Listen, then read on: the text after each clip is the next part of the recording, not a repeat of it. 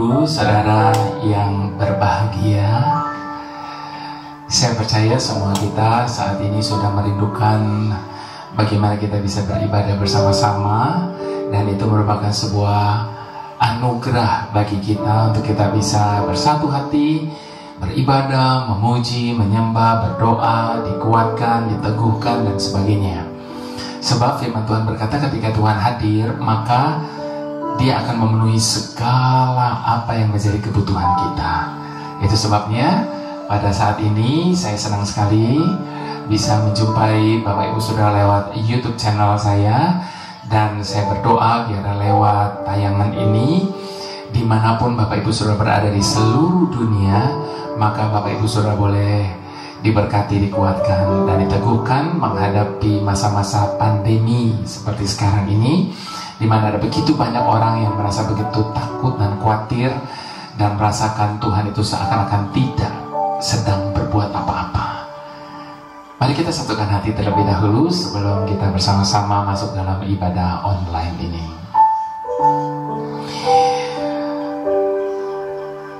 Bapa yang Maha Tahu,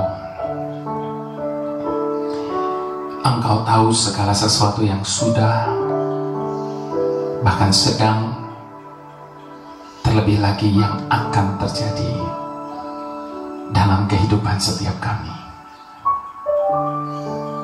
Karena sejak masa di kandungan ibu kami, Engkau yang sudah menentukan kami dan menjadikan kami ada sampai hari ini. Sekian lama Engkau sudah menuntun kami sampai dengan detik ini. Dan kalau sampai detik ini kami mendapati kami masih tetap percaya dan beriman kepadamu, maka biarlah kami disadarkan selama sekian lama itu tentu ada banyak gunung dan lembah yang kami lewati. Namun ternyata melewati segala apapun dalam hidup ini, kami ada hari ini sebagaimana kami ada. Itu sebabnya Tuhan, satu hal yang kami mau katakan di hadapan-Mu pada saat ini, kami menyerah sepenuhnya kepada kedaulatan-Mu atas hidup kami. Saat ini kami datang mencari Engkau, mencari firman-Mu, dan tentunya hadirat-Mu Tuhan. Sebab hanya semua itu yang dapat mengubahkan hidup kami, cara berpikir kami, dan pandangan kami tentang kehidupan ini. Biarlah Roh Kudus yang mengajar kami, menegur kami, dan membimbing kami. Dalam nama Tuhan Yesus, kami mengucap syukur dan berdoa bersama-sama. Haleluya. Amin.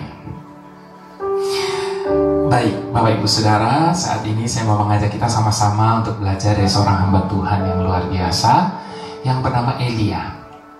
Dan kalau kita berbicara tentang Elia, maka kita harus membaca terlebih dahulu firman Tuhan yang terambil dari kitab 1 Raja-Raja ayat yang ke-17, 1 Raja-Raja 17 ayat yang ke-7 sampai ayat yang ke-13. Tentunya ini masih panjang sampai ayat yang ke-24, tetapi untuk mengirit waktu saya mau membaca sampai ayat ke-13. Nanti selebihnya Bapak Ibu sudah bisa membaca sendiri. Baik, 1 Raja-Raja 17 ayat ke-7 sampai ayat yang ke-13. Judul dari perikop ini, Elia dan janda di Sarfat. Tetapi sesudah beberapa waktu, sungai itu menjadi kering, sebab hujan tiada turun di negeri itu. Maka datanglah firman Tuhan kepada Elia, bersiaplah, pergi ke Sarfat, yang termasuk wilayah Sidon, dan diamlah di sana.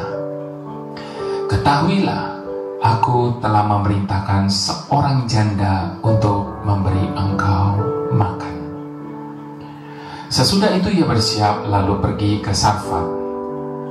Setelah ia sampai ke pintu gerbang kota itu, tampaklah di sana seorang janda sedang mengumpulkan kayu api.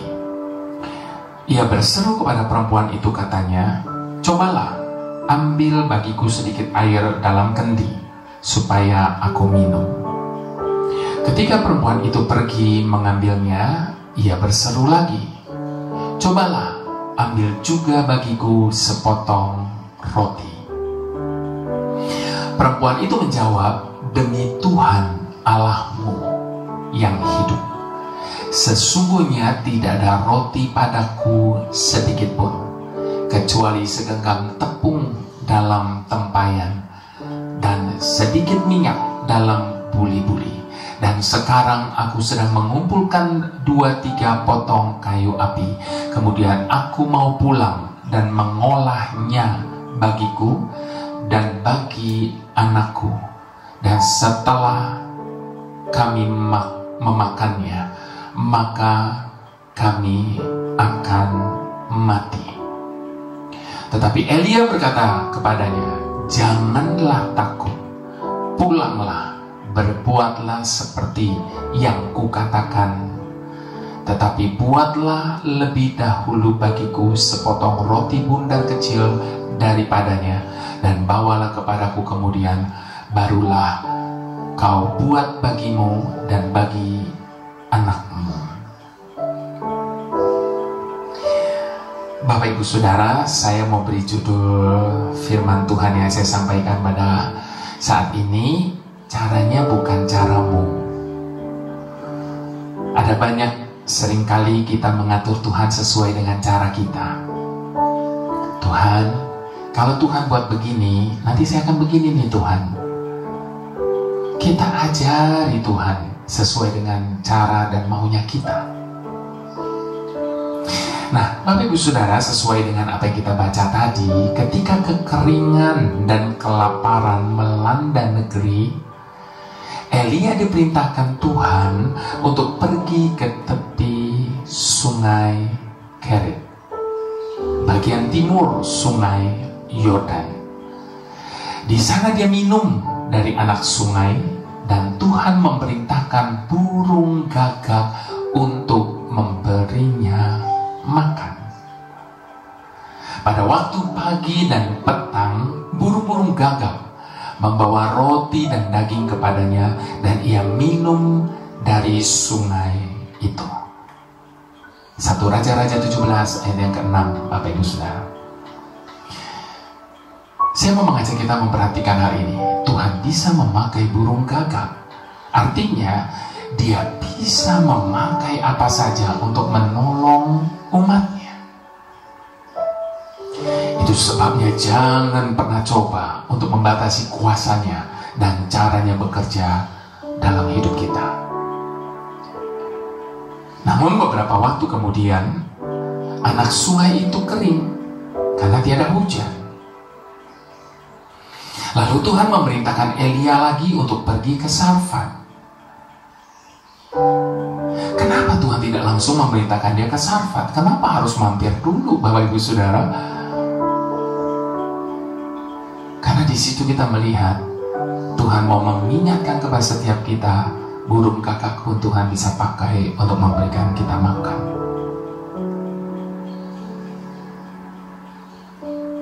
Lalu Tuhan memerintahkan Elia pergi ke Sarfat, di mana dia akan mendapatkan makanan dan tempat tinggal.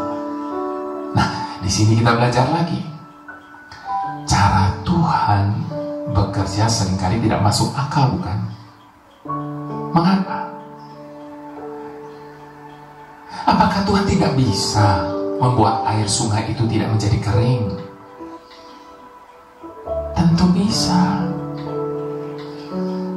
Ingat, jangankan anak sungai, semesta pun ada dalam pengaturannya. Namun sekali lagi, dia izinkan anak sungai itu menjadi kering karena dia mempunyai rencana lain. Ketika Elia tiba di Sarfat, Elia sangat terkejut ketika ia mengetahui bahwa janda yang seharusnya memberi dia makan, keadaannya sangatlah miskin. Bayangkan kalau kita menjadi Elia, Bapak Ibu Saudara, tentu kita sudah berpikir, oh Tuhan pasti akan membawa kita kepada seseorang yang sangat amat kaya kaya raya sehingga dia bisa memelihara hidup kita, bukan?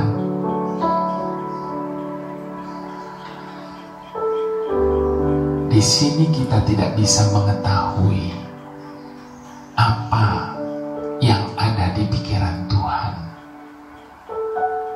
Secara manusia mustahil. Bagaimana seorang janda menyediakan makanan bagi Elia, sementara janda itu begitu miskinnya? Jika ia dan anaknya saja akan segera mati kelaparan. Bahkan janda itu berkata, "Demi Tuhan yang hidup, sesungguhnya tidak ada roti padaku sedikit pun, kecuali segenggam tepung dalam tempayan dan sedikit minyak dalam buli-buli. Dan sekarang aku sedang mengumpulkan 2-3 potong kayu api. Kemudian aku mau pulang dan mengolahnya bagiku dan bagi anakku. Dan setelah kami memakannya, maka kami akan mati." So sad, bukan? Sangat menyedihkan. Saudaraku, Tuhan tahu pasti apa yang sedang diperbuatnya. Meskipun jalan-jalannya tidak dapat kita mengerti, Dia meyakinkan kita bahwa segalanya akan berakhir untuk kebaikan kita hanya jika kita mempercayainya. Bahkan Alkitab mengatakan, "Oh, alangkah dalamnya kekayaan, hikmat dan pengetahuannya. Sungguh tak terselidiki keputusan-keputusannya, dan sungguh tak terselami jalan-jalannya." Di saat hidupku seakan tak berdaya, namun ku tetap kuatkan hatiku, karena ku tahu hidupku dalam tangan-Mu. Pengharapanku hanya kepadamu. Di saat hidupku seakan tak berdaya, namun ku tetap kuatkan hatiku, karena ku tahu hidupku dalam tangan-Mu. Pengharapanku hanya kepadamu. Tetap ku percaya, tetap ku melihat Kau bekerja menurut cara-Mu. Tetap ku percaya, tetap ku berharap Kau berkuasa di dalam hidupku. Sama-sama katakan, tetap ku percaya, tetap ku melihat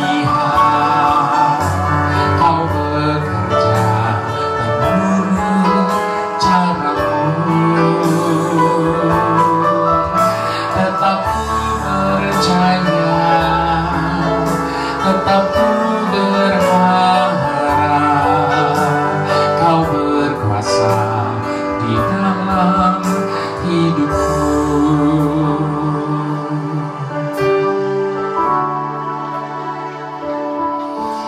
Bapak Ibu Saudara, apakah Elia patah semangat ketika ia tahu bahwa janda tersebut tidak mempunyai apapun untuk dimakan?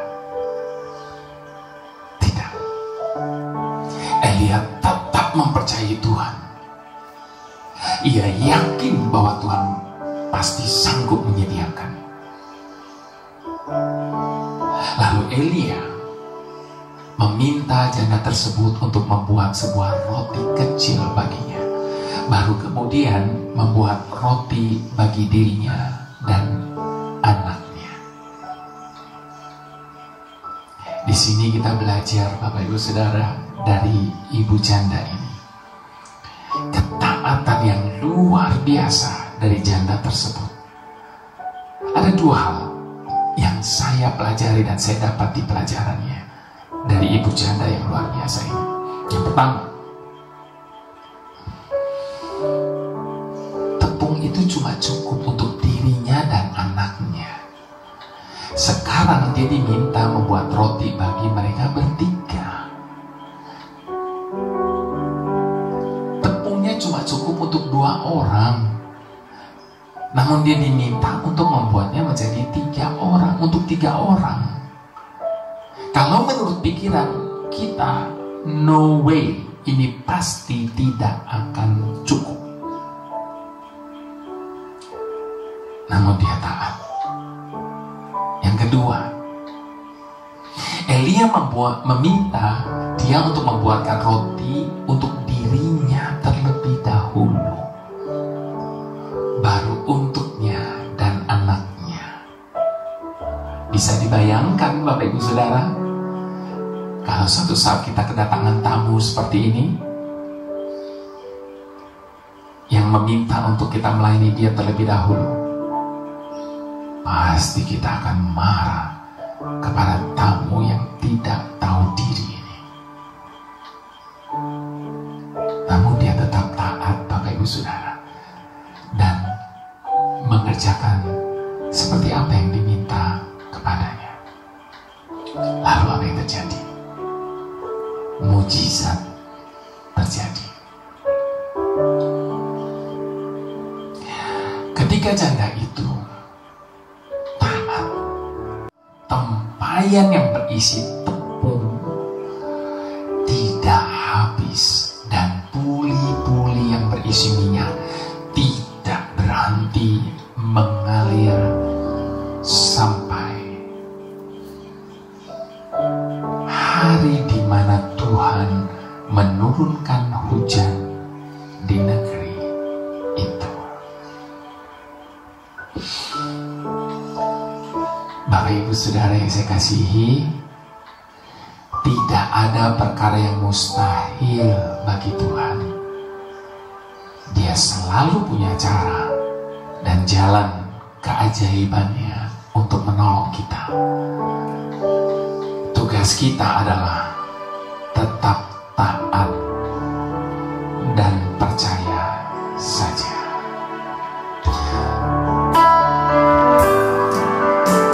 Saat hidupku seakan tak berdaya, namun ku tetap kuatkan hatiku, karena ku tahu hidupku dalam tanganmu. Pengharapanku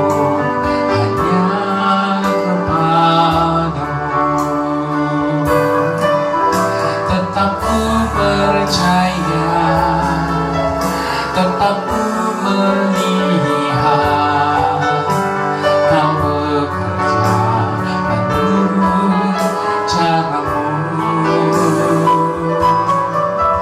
Tetap ku percaya, tetap ku berharap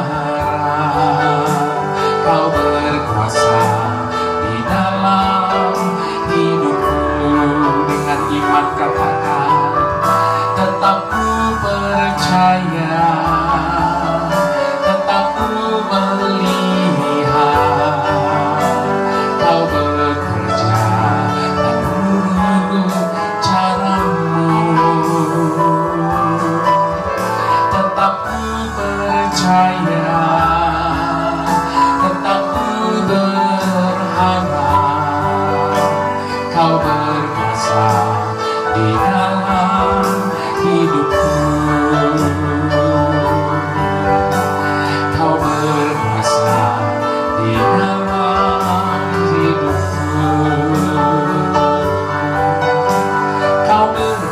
kuasa di dalam hidupku.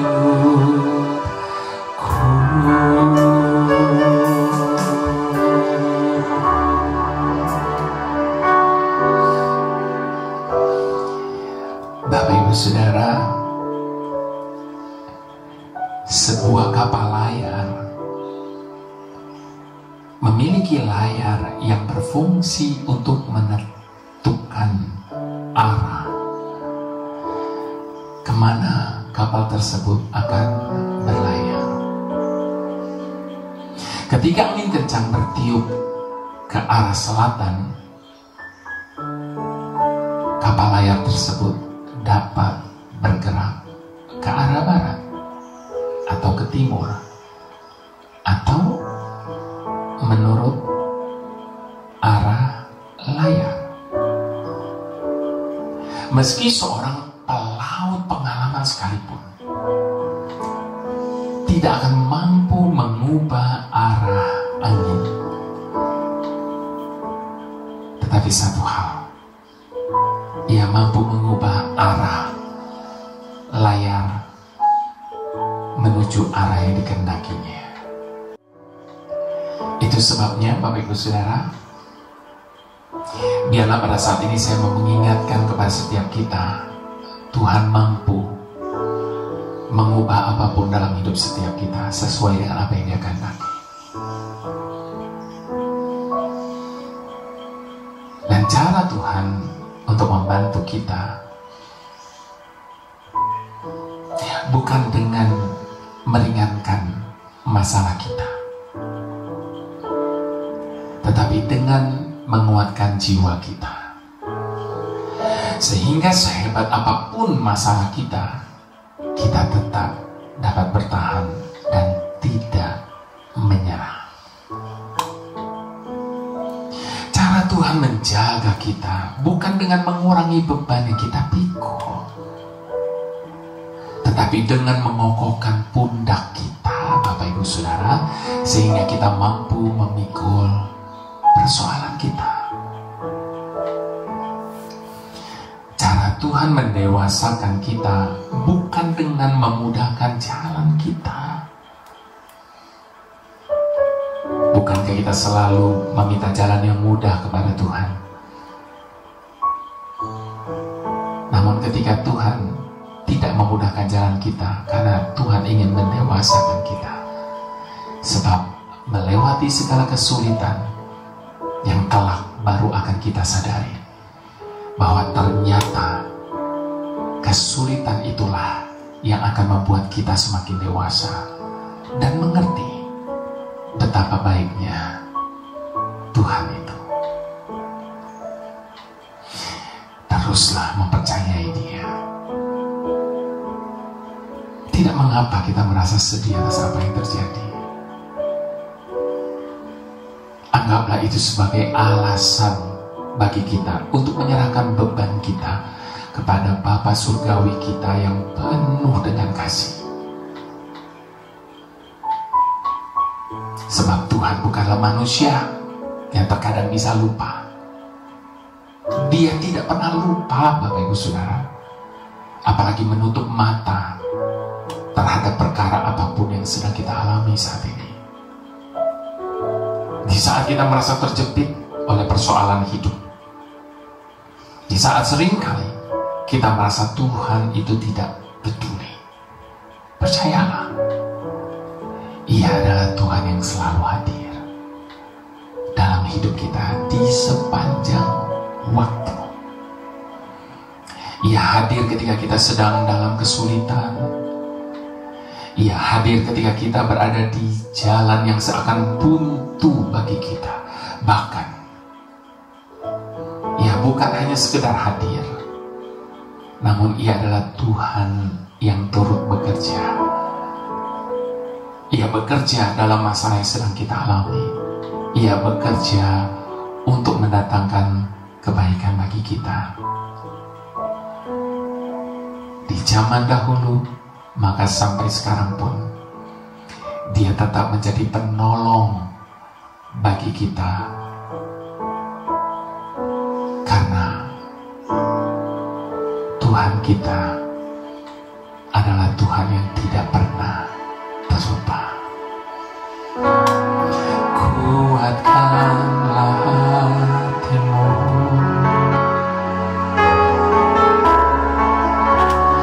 lewati setiap persoalan. Tuhan Yesus selalu menopangmu. Jangan berhenti harap padanya. Kuatkanlah hatimu,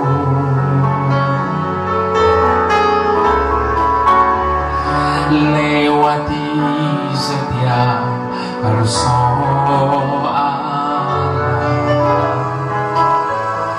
Tuhan Yesus selalu menopangmu.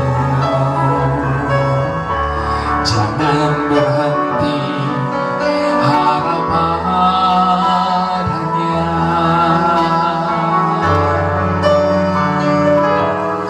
Tuhan pasti sanggup. Tangannya takkan terlambat untuk mengangkatmu. Tuhan pasti sanggup. Percayalah, Dia tak tinggalkanmu.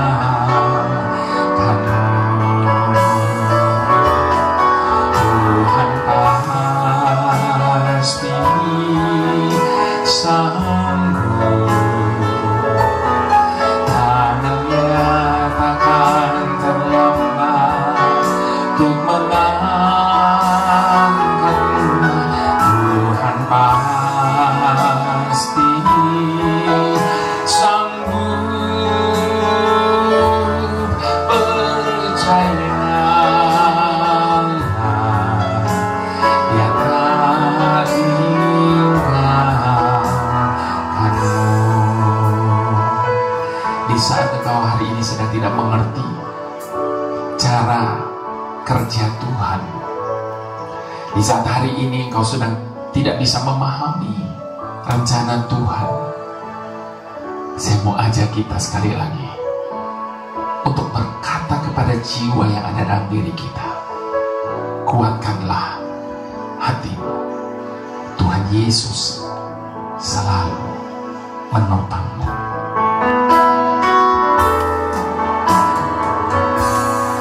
Kuatkanlah hatimu,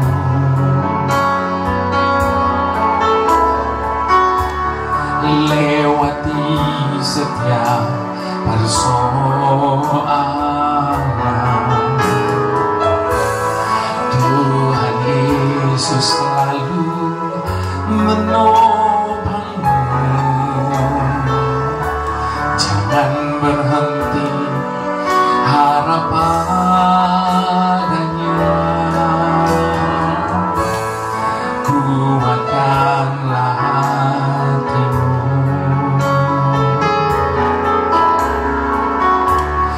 lewati setiap persoalan. Tuhan Yesus selalu menopangmu. Jangan berhenti harap padanya.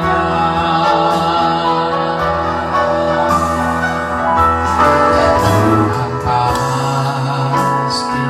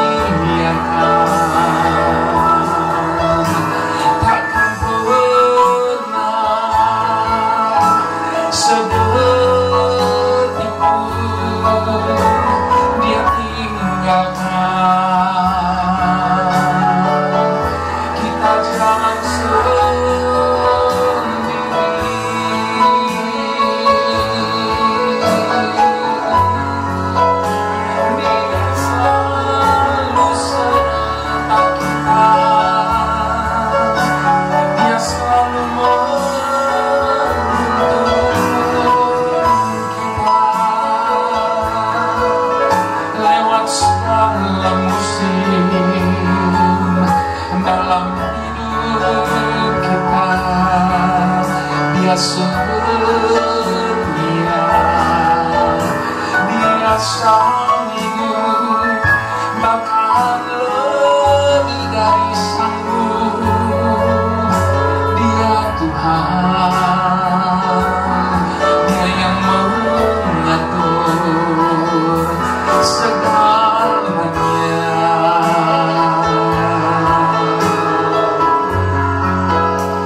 Dia dapat diandalkan, Dia selalu baik, tak pernah sekali merancangkan yang jahat. Dia selalu punya cara, selalu punya cara untuk menolong kita.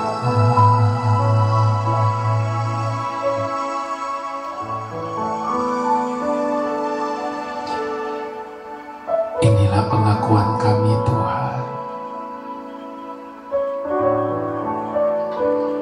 bahwa setiap kami adalah orang-orang yang membutuhkan Engkau.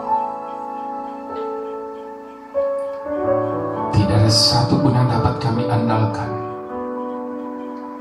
selain kami mengandalkan Engkau, Tuhan. Itu sebabnya kami butuh Engkau lebih dari apapun. Kami butuh Engkau lebih dari siapapun. Bahkan inilah pengakuan kami yang paling jujur, bahwa setiap kami tidak akan pernah bisa hidup tanpa Engkau. Sebab detik Engkau lepaskan kami, maka detik yang sama itu juga kami akan hancur. Itu sebabnya ini tangan kami, pegang tangan kami. Kami tidak mau kami yang pegang tangan, karena kalau kami yang pegang tangan-Mu, kami dapat lepas kapanpun kami mau. Terlebih lagi ketika ada banyak hal yang menarik perhatian, banyak hal yang ditawarkan di hadapan kami.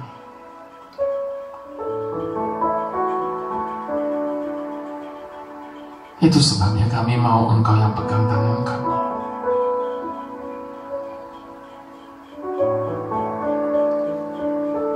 Sebab ketika Engkau memegang tangan kami dan tangan kami terpaut di tangan-Mu, Engkau berjanji tidak akan ada satupun yang dapat memisahkan kami dari kasih setia-Mu, Tuhan.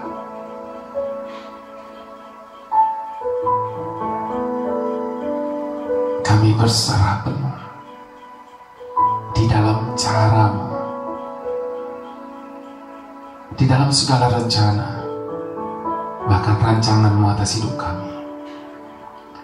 Sebab satu hal yang kami imani, Engkau adalah Tuhan yang terlebih dari sanggup untuk mengubah segala keadaan menjadi kebaikan bagi setiap kami. Terima kasih ya Tuhan. Terima kasih. Dalam nama Tuhan Yesus, kami letakkan pengharapan kami. Amin. Tetap percaya di dalam caranya.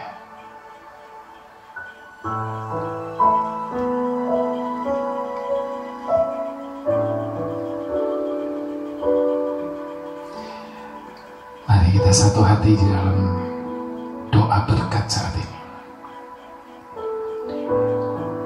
Dengan segala hormat kita mau angkat kedua tangan kita di hadapan Tuhan.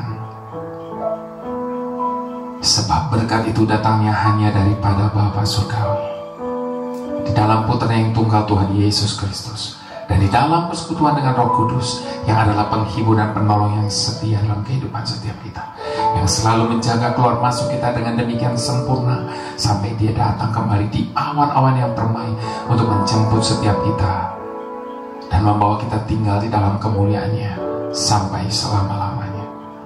Kami menerima berkat yang khusus daripada-Mu Bapa. Jadi dalam nama Tuhan Yesus, mari semua kita yang diberkati Tuhan, bersama-sama kita mau katakan